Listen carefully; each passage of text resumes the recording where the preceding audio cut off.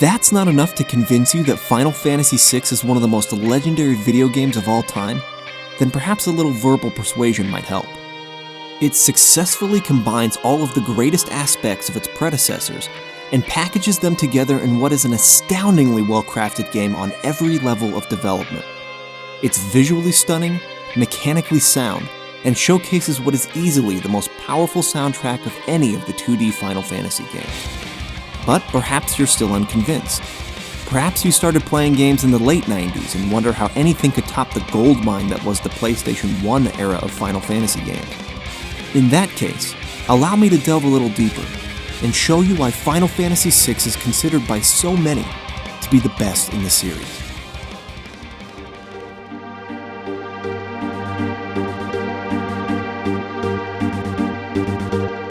Development of Final Fantasy VI began, as had become the custom, immediately after the release of its predecessor. One particularly interesting thing to note is that for the first time in the series, Hironobu Sakaguchi did not take the helm as the game's director.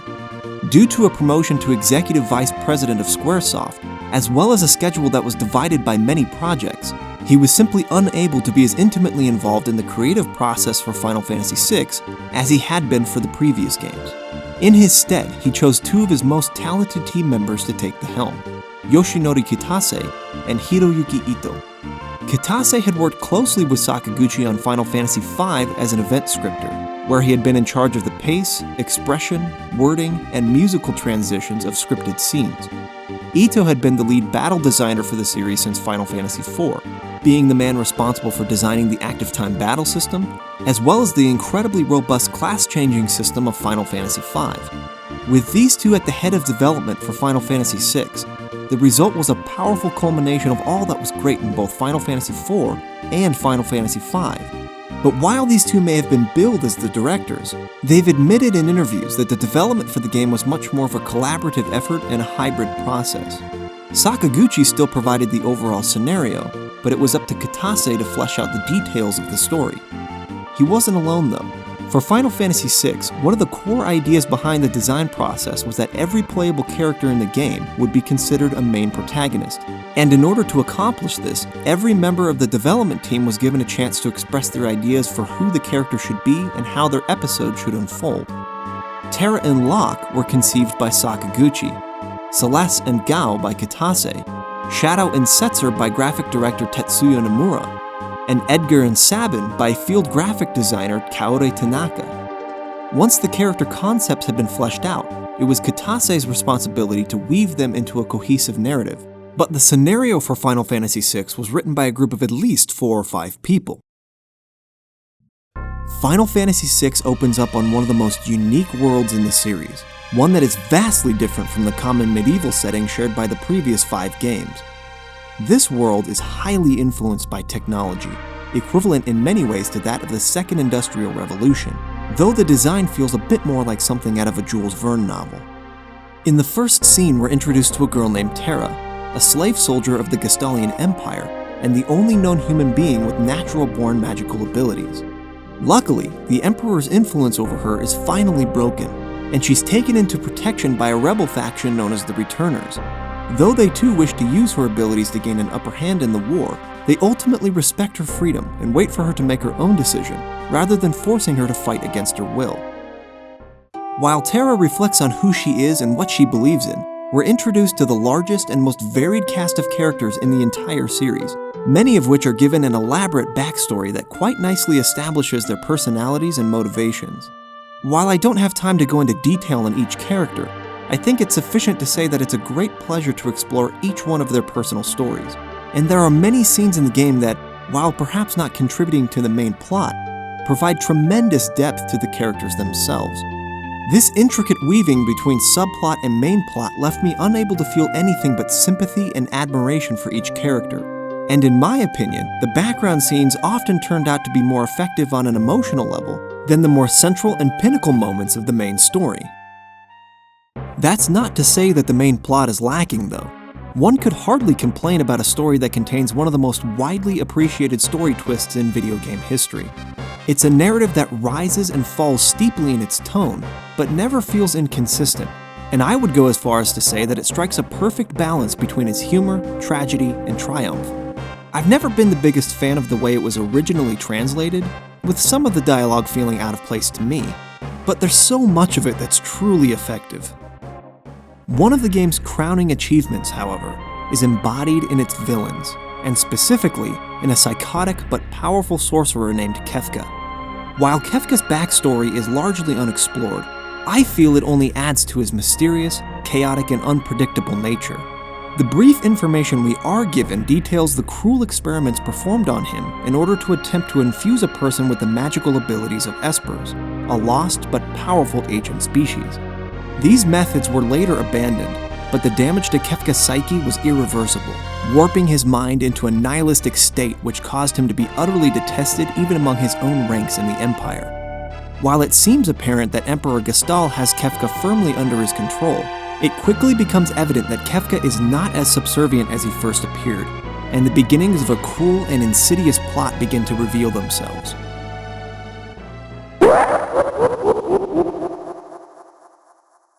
One reason I like Kefka so much in comparison to previous villains in the series is because he breaks almost every convention that the others fell into.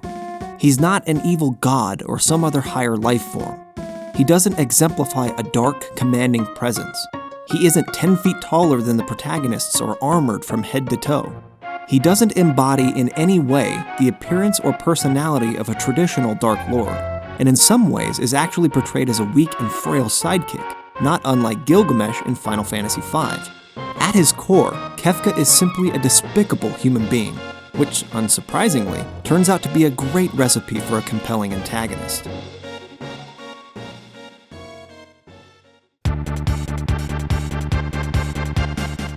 Visually, Final Fantasy VI is stunning even after 20 years.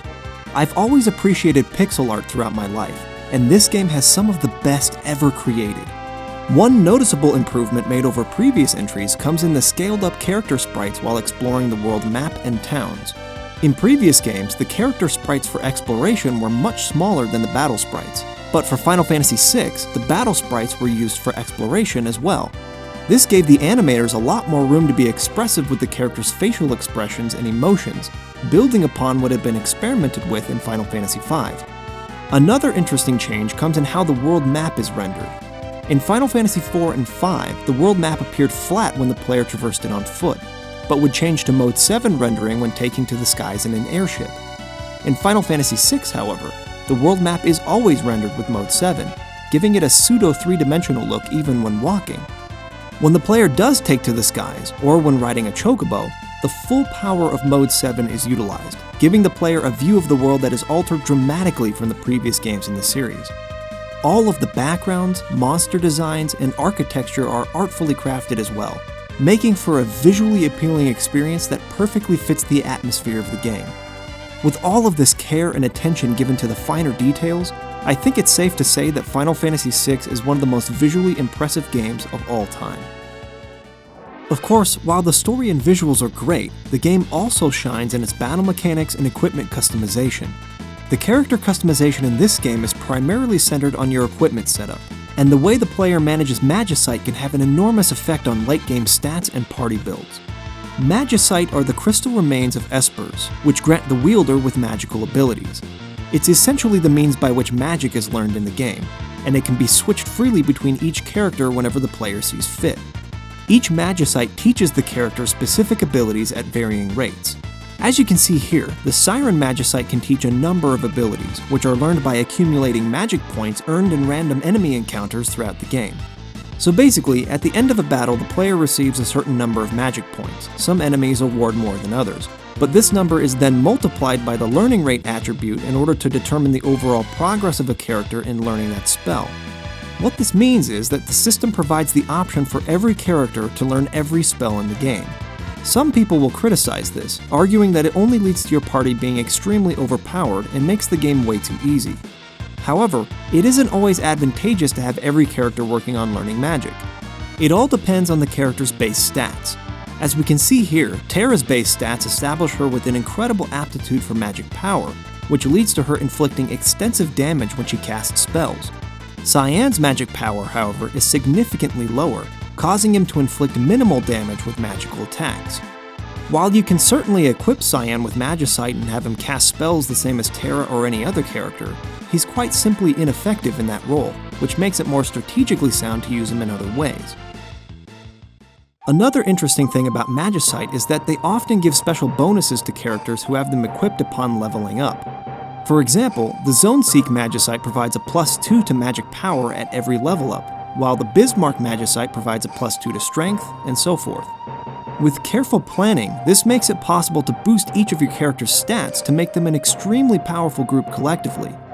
There's a downside to all of this customization though. First of all, it can sometimes be overwhelming, and there are many people who might want to just get on with the game rather than sit for several minutes and carefully plan. I do have to admit that keeping track of so many different things at once, especially when watching each character's level ups and equipping them with the appropriate Magicite, can definitely hurt the pace of the game. It makes it much longer than necessary to get through dungeons, especially the higher level dungeons that award a lot of magic points and experience. Constantly stopping and switching around Magicite and equipment for each battle can become tedious very quickly. While I love the strategy involved, it does start to feel cumbersome. The worst examples of this are the dungeons in the game where the player has control of multiple parties. While these dungeons have fun puzzles to solve that require each of the player's parties to work together to proceed, it can be incredibly time-consuming to optimize your characters each time you make a switch. Of course, this criticism only applies to those who like to optimize their characters. If you're more concerned with just experiencing the story at a casual pace, then none of this customization is required and can be skipped altogether. While for the most part I love this game, there are a few majorly misguided design choices that I feel inclined to point out. First of all, I absolutely hate the Veld. The Veld is an area in the game where the player can take Gao to learn enemy skills.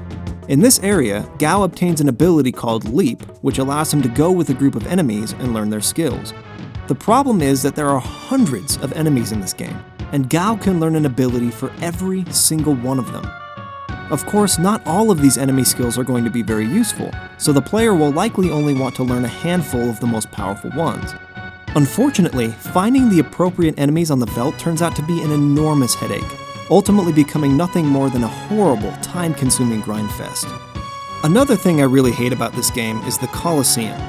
In the Coliseum, you match your characters one-on-one with enemies in hopes of obtaining rare items and equipment, some of which can't be found anywhere else in the game. The idea is that the player bets an item from his or her inventory for a chance to win an even better one. All it takes is beating the enemy in one-on-one combat. Simple enough. If you win, you get the enemy's item. If you're defeated, you lose the item that you bet. At first, I was intrigued by this concept of a high-risk, high-reward gamble, but then I found out that once you get into the battle, you lose control of your character. Why? Why on earth would you set it up that way? The reason I hate this so much is because there are some pretty amazing strategies out there that can help the player defeat enemies that are much higher in level than your party members in order to gain some great rewards. The only problem is that the actions of your characters in these battles are random, so they rarely do what they should in order to win the fight. They end up doing some of the most idiotic things you can possibly imagine. And this made the Coliseum, which was an overall interesting concept, an extremely frustrating aspect of the game when put into practice. It must be said again, however, that the Veld and the Coliseum are totally optional, and if you don't want to invest the time required to gain the rewards they provide, you don't have to. Not doing so, however, basically eliminates Gao's uniqueness in battle and will cause you to miss out on some of the game's best equipment. So it's not like there's nothing to lose by avoiding this content. Of course, I could never wrap up a review of this game without first talking about the music. What else can be said about Nobuo Uematsu? The man is a genius, and he really shows it with this score. The extensive use of leitmotif is probably its most defining feature, and is used to the same extent in a 16-bit video game as it's used by renowned composers in feature Hollywood films. While all of Uematsu's music is amazing, the soundtrack for Final Fantasy VI is widely considered to be his masterwork, showcasing both his range in musical style as well as his ability to carefully manipulate the desired emotional response from the player. This isn't just one of the best soundtracks in the series, it's one of the best soundtracks in video game history. Overall, Final Fantasy VI is a masterpiece with a few very minor but ultimately misguided design decisions. Fortunately, most of those missteps are contained within optional content and are so dramatically overshadowed by what the game does right that they can be easily forgiven once the credits roll. It has amazing visuals that still hold up today, a wonderful cast of characters which include a fascinating and complex assortment of villains, a well-constructed and thoughtful story, fun and involving game mechanics with a few exceptions, and an incredible musical score. I give Final Fantasy VI 4.5 sick-looking steampunk airships out of 5.